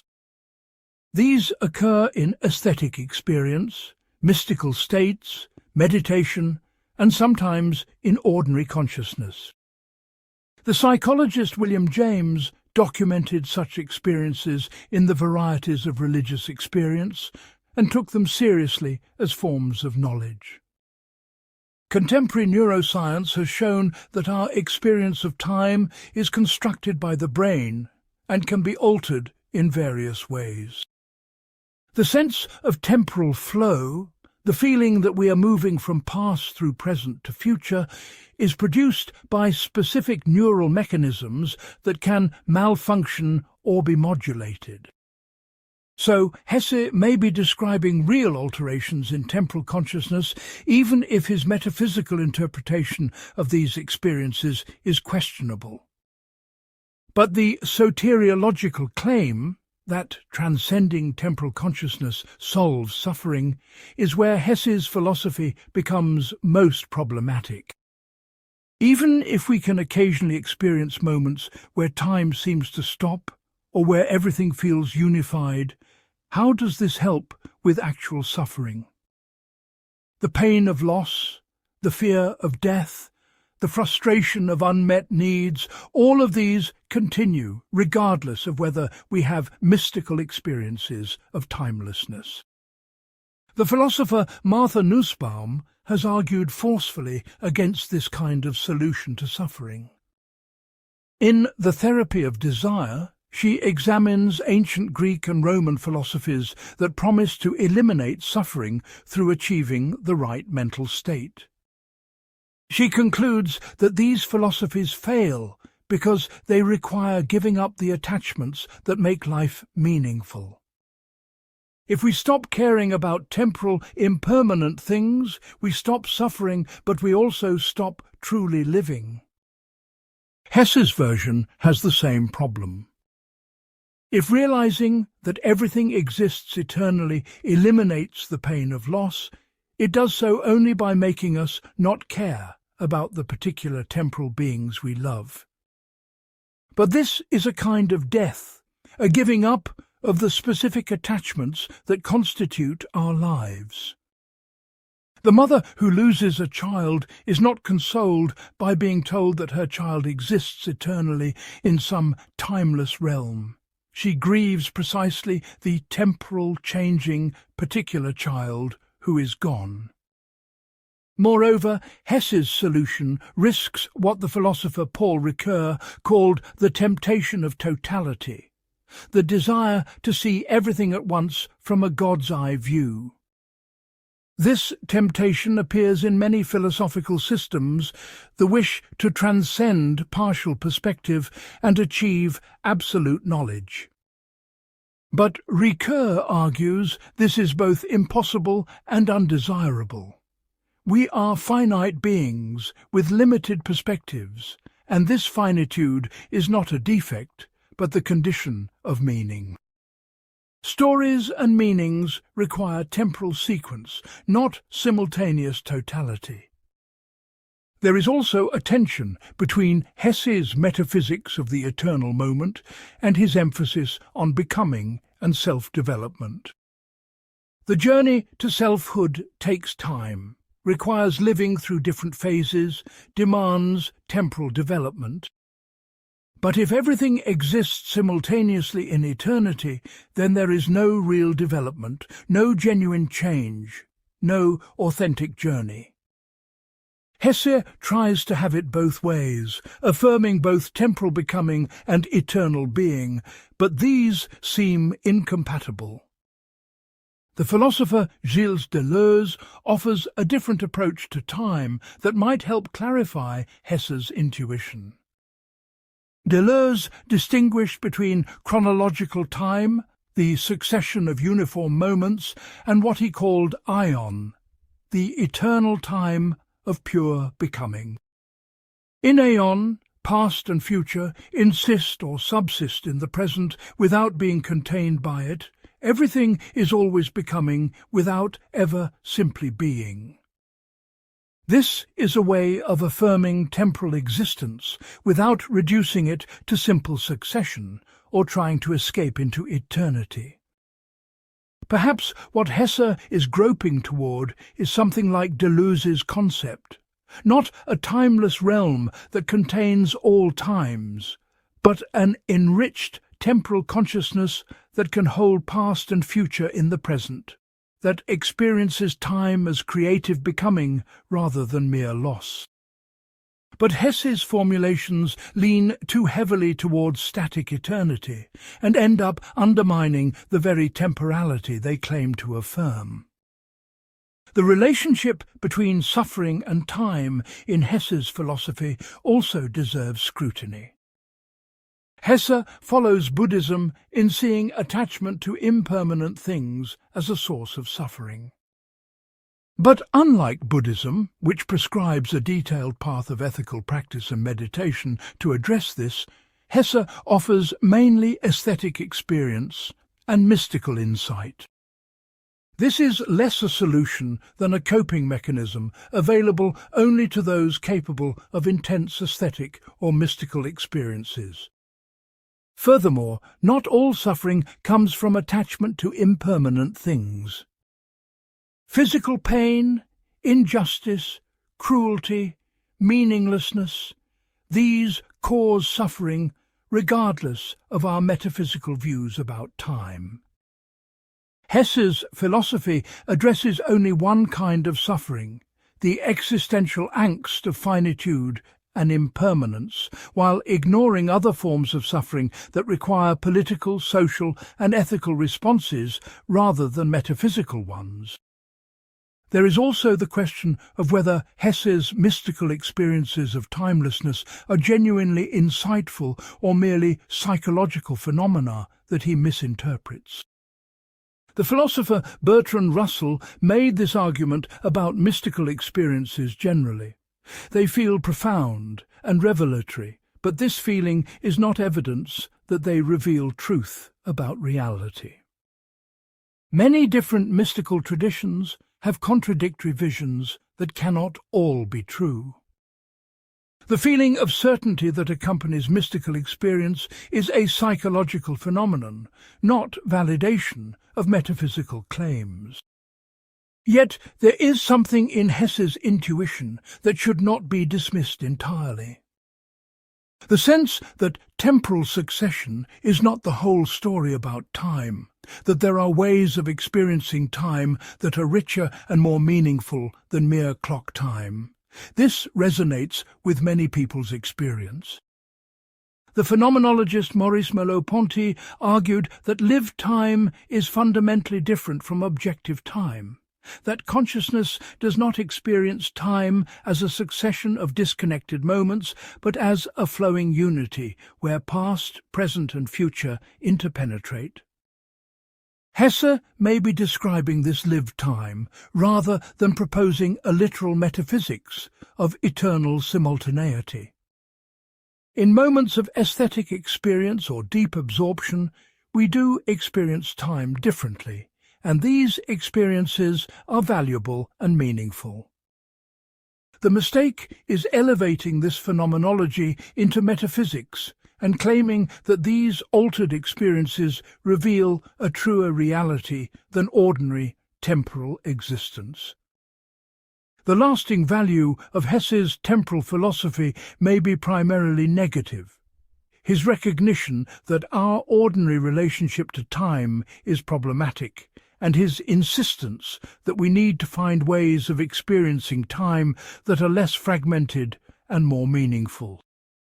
But his positive proposal, the eternal moment of simultaneity, appears more as a beautiful vision than a viable solution to temporal existence and its suffering.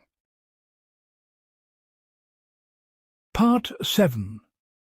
The Problem of the Other: Community, Politics and Isolation. The deepest weakness in Hesse's philosophy, the place where it most fails to provide adequate guidance for human life, concerns his treatment of other people and collective existence. Hesse's philosophy is profoundly individualist, focused almost entirely on the solitary journey of the self, and when it does address relationships and community, it does so inadequately and sometimes harmfully. Let us begin with how Hesse understands human relationships. For him, relationships are primarily instrumental to individual development. You encounter other people who help you discover aspects of yourself, who catalyze your transformation, who mirror your internal conflicts, but they remain essentially means to your self-actualization rather than ends in themselves. This appears clearly in Demian, where the mysterious figure of Demian exists primarily to help the protagonist, Emile Sinclair, discover his authentic self. Demian has no inner life of his own, no journey separate from his function in Sinclair's development. Similarly, in Siddhartha, the Buddha, Kamala, Vasudeva and all other characters exist to facilitate Siddhartha's journey. They are stations on his path rather than autonomous beings with their own paths. The philosopher Martin Buber offers a useful framework for criticizing this tendency. In I and Thou, Buber distinguished between two fundamental modes of relation. In the I-it relation, we treat others as objects to be used, analyzed, or manipulated. In the I-thou relation, we encounter others as subjects in their own right, meeting them in reciprocal dialogue where both are transformed. Hesse's relationships are almost entirely I-it, even when they appear intimate or profound. The feminist philosopher Simone de Beauvoir made a similar point about how existentialist philosophy often treats women. Male philosophers present their journey to authenticity, while women in their lives appear only as objects, as the other who confirms male subjectivity but has no autonomous subjectivity of her own. Hesse fits this pattern perfectly. His novels are Bildungsromans of male self-development, where women exist only to facilitate or obstruct this development. But the problem goes deeper than gender. Hesse's philosophy has no adequate theory of intersubjectivity, of how selves are constituted through relationships rather than in isolation. Contemporary philosophy of mind and developmental psychology have shown that selfhood is fundamentally social. We become selves through interactions with others. Our identities are dialogical rather than monological. Consciousness itself is shaped by linguistic and social practices. The philosopher Charles Taylor develops this insight extensively in Sources of the Self. Taylor argues that the modern ideal of self-discovery through inward turning is fundamentally mistaken because there is no pre-social self to discover.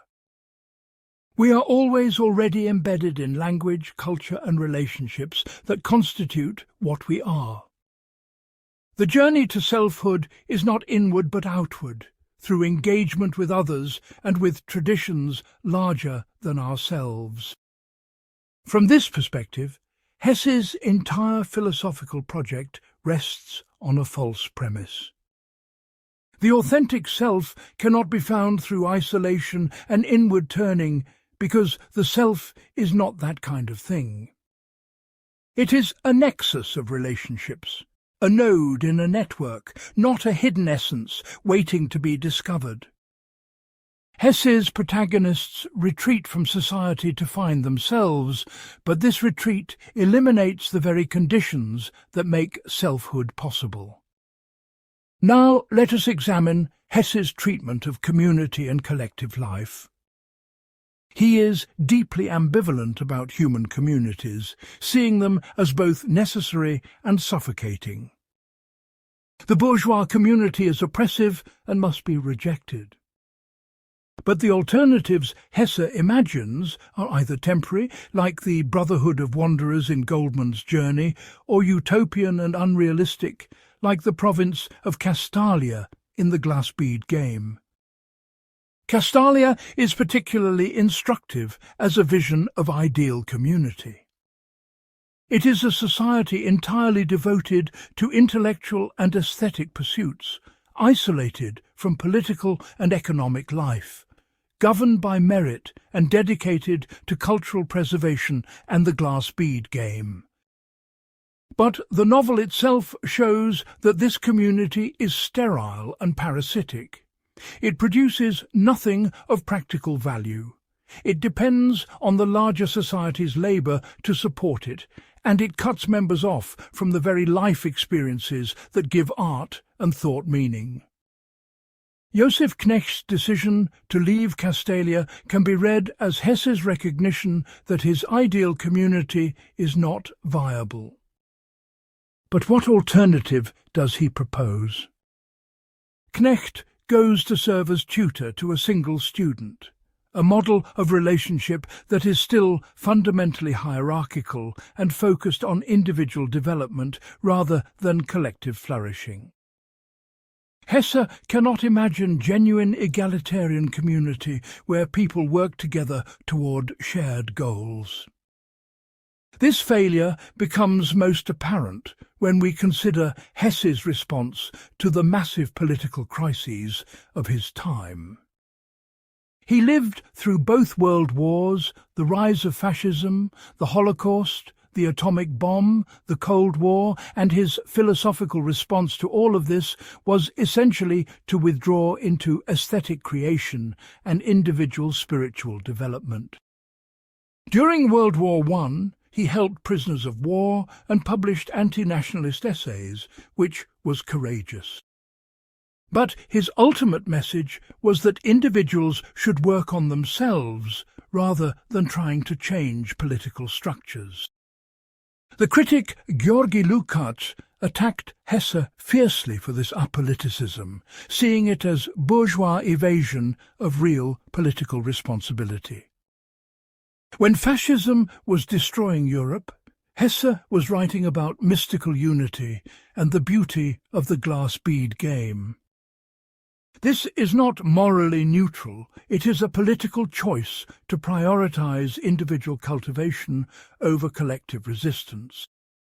Hesse would respond, and his defenders do respond, that maintaining humanistic values and artistic integrity during times of barbarism is itself political action, that totalitarian regimes hate and fear genuine culture, that preserving beauty and truth is a form of resistance. There is something to this argument, but it is also self-serving. It allows intellectuals and artists to avoid difficult and dangerous political engagement while claiming moral superiority. The philosopher Hannah Arendt provides a useful framework for thinking about this issue. In The Human Condition, she distinguished between three fundamental activities: labour, work, and action. Labour is the activity of biological maintenance. Work is the creation of durable objects, including art, and action is political engagement with others to create and maintain the public world. All three are necessary for fully human life. Hesse's philosophy valorizes work, artistic creation, while denigrating or ignoring action, political engagement. But Arendt argues that action is essential to human flourishing, that we realize our humanity through appearing in the public realm, speaking and acting with others to shape our common world. Without action, without politics in the noble sense, we retreat into private existence and abandon the public world to tyrants. Hesse might respond that politics is inherently corrupting, that power structures necessarily produce alienation and oppression, that the individual journey to selfhood is the only real revolution. This is essentially an anarchist position, but anarchism at least has a political theory about how to organize society without coercive authority. Hesse offers no such theory, only a rejection of politics itself.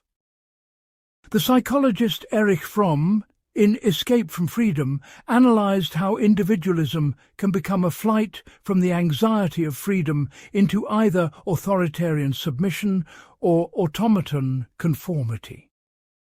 True freedom requires both individual authenticity and positive engagement with others to create a just society.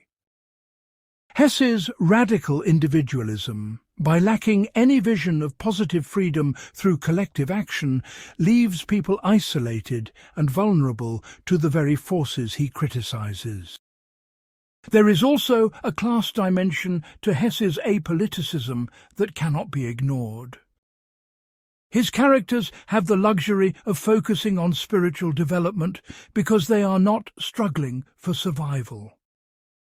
The working-class person, the peasant, the colonized subject, these people cannot afford the journey to selfhood that Hesse prescribes. They need political change to address material oppression. By ignoring class and economic structures, Hesse's philosophy becomes a luxury good available only to the privileged. Furthermore, Hesse's vision of human nature is fundamentally pessimistic about collective action.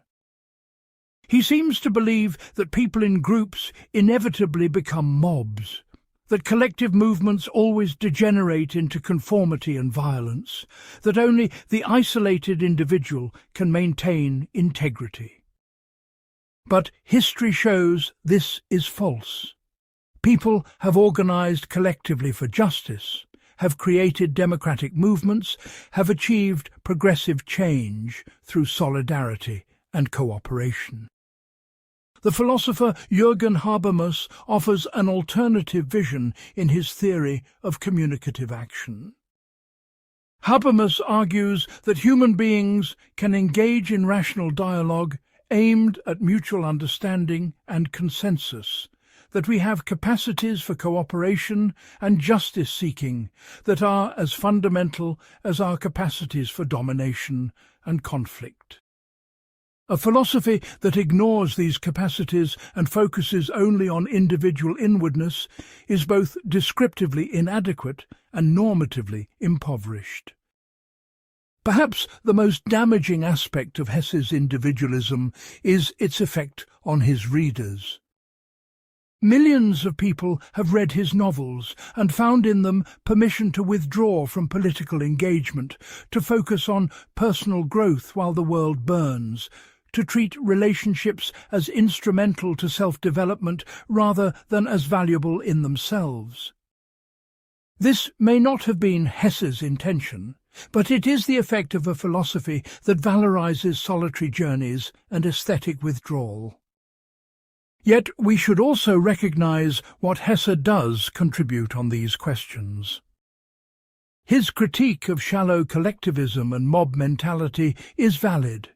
People do lose their individuality in groups. Conformity pressure is real. Mass movements can become oppressive. His insistence that genuine social change requires individuals who have done the work of self-understanding is not wrong. It is insufficient.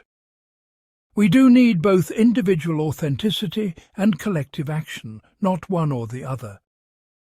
Moreover, in an age of social media and constant connectivity, Hesse's defense of solitude and inwardness has renewed relevance. We are in danger of losing the capacity for sustained reflection, for being alone with ourselves, for thinking independently of the crowd. Hesse reminds us that this capacity is valuable and needs to be cultivated. But ultimately, Hesse's philosophy of the other remains his greatest failure. A complete philosophy of human life must address how we live together, how we balance individual authenticity with collective responsibility, how we create just communities that allow individual flourishing. Hesse gestures at these questions, but never adequately engages them, and this makes his philosophy a partial vision that can guide individual spiritual seekers, but cannot guide communities or political movements.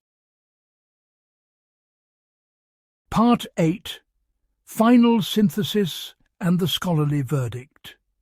We have now examined all the major dimensions of Hermann Hesse's philosophy.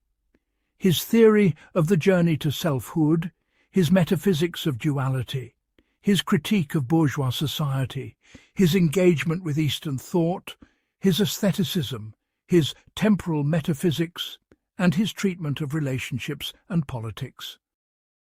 The time has come to synthesize these insights, assess the overall coherence and value of his philosophical project, and deliver a final scholarly verdict on his lasting contribution. Let us begin by identifying what unifies Hesse's disparate ideas into something approaching a systematic philosophy. At the center stands a single driving concern. How can a human being achieve authentic existence in a world that systematically prevents authenticity? Everything else in his thought radiates from this question. The journey to selfhood is his answer to the question of what authentic existence means. It means discovering and creating your unique identity through painful confrontation with all aspects of yourself. The duality of spirit and nature explains why this is difficult. We contain contradictory impulses that cannot be reconciled, only held in tension. The critique of bourgeois society diagnoses the external obstacles. Social conformity systematically crushes individuality. Eastern philosophy provides tools, meditation, acceptance, the transcendence of ego. Art offers the method, transforming suffering into beauty, creating meaning through form. The temporal metaphysics promises liberation. Transcending succession into simultaneity eliminates the pain of loss. This is a coherent vision, and it addresses genuine human concerns. The problem of authentic existence in modern society is real. People do feel alienated, trapped in roles, unable to discover who they really are. Hesse provides language and images that help people name and work through these struggles. This is no small achievement. But coherence is not the same as adequacy, and when we assess Hesse's philosophy against the standards of systematic philosophy, serious problems appear. First, there is the epistemological question. How does Hesse know what he claims to know? His method is primarily introspective and literary, drawing on his own experiences and intuitions. But introspection is notoriously unreliable, and different people's introspections yield contradictory results. Without some account of how to validate or falsify his claims, they remain personal testimony rather than philosophy in the strict sense. Second, there is the logical question. Do his various claims fit together consistently? We have noted several tensions between becoming and being, between accepting duality and transcending it, between individualism and the social constitution of identity, between aesthetic withdrawal and engagement with life. Hesse acknowledges some of these tensions but does not resolve them, and it is not clear whether they are productive paradoxes or simple contradictions. Third, there is the normative question. Even if Hesse's descriptions are accurate, do his prescriptions follow? He describes the human condition as torn by duality and suffering, but does it follow that we should respond through artistic creation and mystical insight? Why not political action, or religious faith, or scientific understanding, or ethical commitment to others? Hesse assumes without argument that his preferred responses are best, but this is precisely what needs justification. Fourth, there is the empirical question. Are Hesse's claims about human nature supported by evidence from psychology, neuroscience, anthropology, and history? Some are. We do construct identity narratively. We do experience tension between different impulses. We do need meaning beyond material satisfaction. But others are not. The self is not radically individualist. Authentic existence does not require rejecting social bonds. Art is not the only source of meaning. Temporal transcendence does not eliminate suffering. Now let us examine the major scholarly camps and debates about Hesse's philosophy. These divide roughly into 5 positions. The devotees, primarily among general readers rather than scholars, see Hesse as a profound spiritual guide whose insights into selfhood and meaning remain timeless. They read his novels as wisdom literature, finding in them validation for their own spiritual journeys. This reading is sincere and meaningful for many people, but it is not critical scholarship. The literary critics, particularly those working in German literature, value Hesse primarily as a novelist rather than philosopher. They analyze his narrative techniques, his symbolism, his place in the tradition of the Bildungsroman, his experiments with form.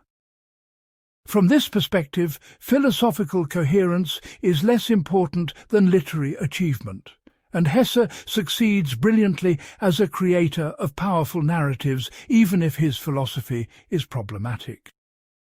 The Jungian psychologists see Hesse as a literary interpreter of individuation, someone who dramatizes psychological truths that Jung theorized more systematically.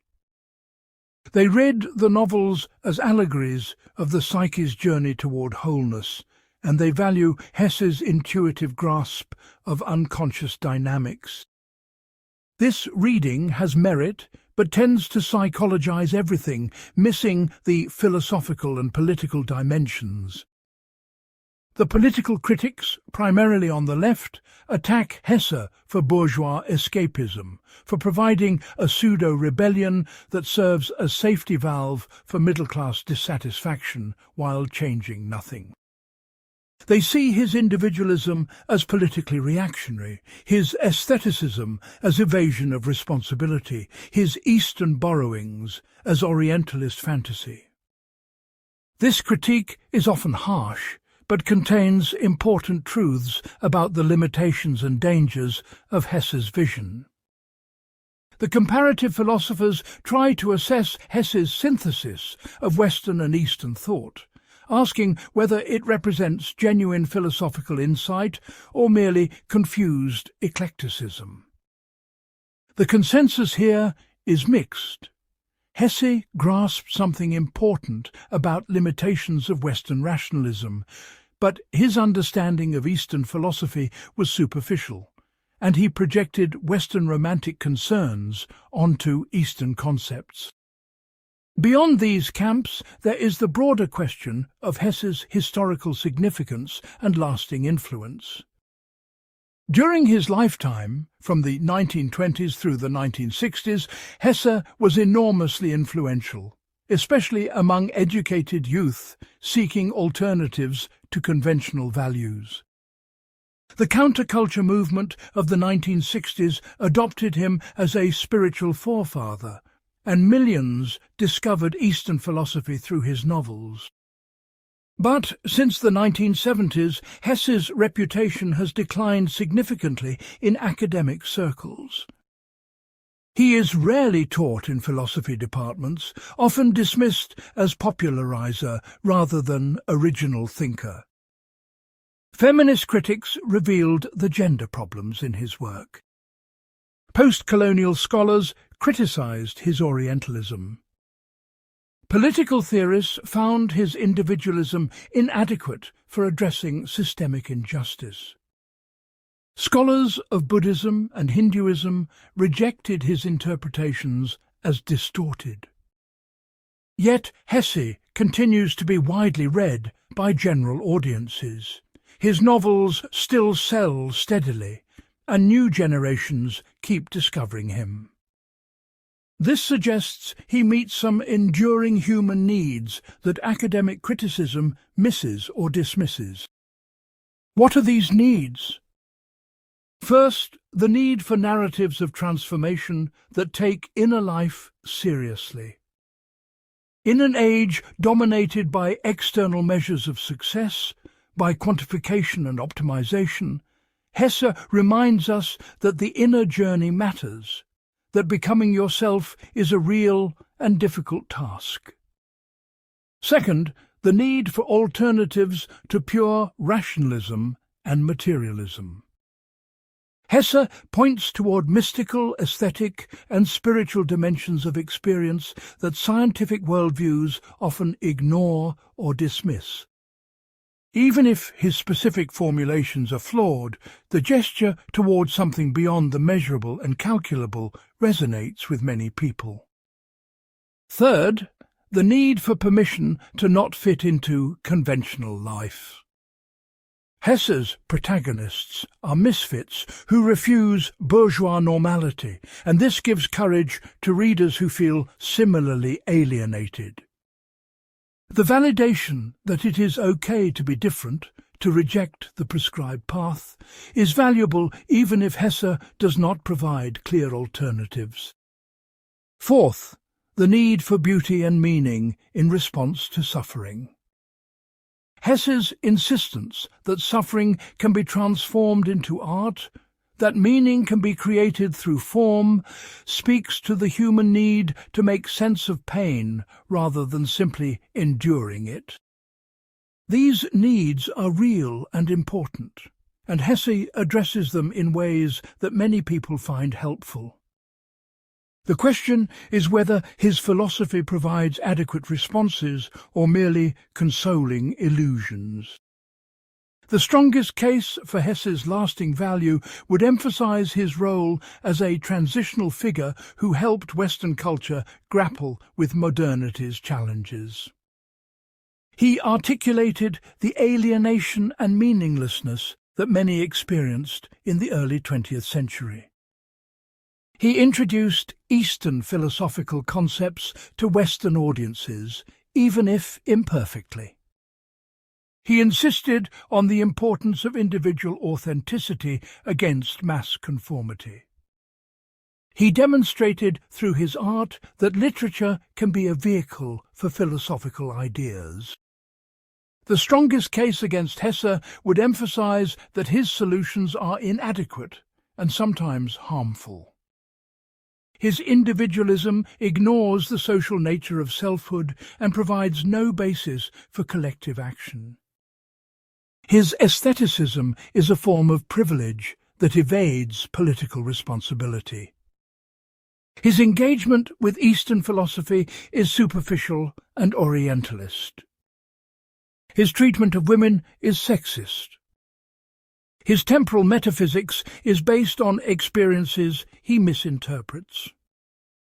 His philosophy offers no help with the most pressing problems: systemic injustice, collective violence, environmental destruction, the need for better social institutions. My own assessment, attempting to weigh these considerations fairly, is that Hesse is a minor but not negligible figure in the history of philosophy. He is not a systematic philosopher like Kant or Hegel, not an original thinker like Nietzsche or Heidegger, not a rigorous analyst like the Vienna Circle or Quine. But he is a significant literary philosopher who dramatized important questions about authentic existence, who synthesized diverse intellectual currents into accessible narratives, and who influenced millions to think more deeply about meaning and selfhood. His lasting contributions are primarily negative and diagnostic rather than positive and prescriptive. He is better at identifying problems than solving them, at dramatizing tensions than resolving them, at asking questions than providing answers. This is not nothing. Good questions are valuable, and Hesse asks genuine questions about how to live authentically in modern society. Where he succeeds, recognizing that social conformity threatens authenticity, that becoming yourself requires painful self-confrontation, that meaning must be created rather than discovered, that art and aesthetic experience provide forms of value that scientific rationalism misses, that Western thought has limitations that engagement with other traditions can illuminate. Where he fails, providing no adequate account of ethics or politics, treating relationships as instrumental to individual development, offering solutions available only to the privileged, romanticizing isolation and withdrawal, misunderstanding the Eastern traditions he borrows from, valorizing suffering in ways that can be harmful, lacking systematic philosophical rigor. The ultimate question is whether Hesse should be read as philosophy or as literature expressing philosophical themes. I incline toward the latter. He is a novelist who explores philosophical questions through narrative rather than a philosopher who happens to write novels. His medium is character and story, symbol and image, not argument and analysis. Judged as literature with philosophical content, his work succeeds brilliantly. Judged as systematic philosophy, it falls short. But this distinction may not matter much to readers who find meaning and guidance in his work. Philosophy is not only what happens in academic journals and monographs. There is also philosophy as a way of life, as existential orientation, as the pursuit of wisdom through reflection on experience. In this broader sense, Hesse remains a philosophical writer worth reading, arguing with and learning from, even when we reject much of what he claims. The final verdict: Hermann Hesse's philosophy is a flawed but valuable attempt to address authentic questions about human existence. It succeeds in raising problems, dramatizing tensions, and pointing toward dimensions of experience that deserve attention. It fails to provide adequate solutions, systematically integrate its insights, or address crucial political and ethical questions. It remains influential not because it is philosophically rigorous, but because it speaks to enduring human needs for meaning, authenticity, and transformation. Read critically, with awareness of its limitations and dangers, Hesse can still provoke valuable reflection on how to live. Read uncritically, as offering complete answers rather than partial insights. His philosophy can encourage narcissistic withdrawal and political irresponsibility. The challenge is to take what is valuable while rejecting what is harmful, to use Hesse as a starting point for thinking rather than as a destination.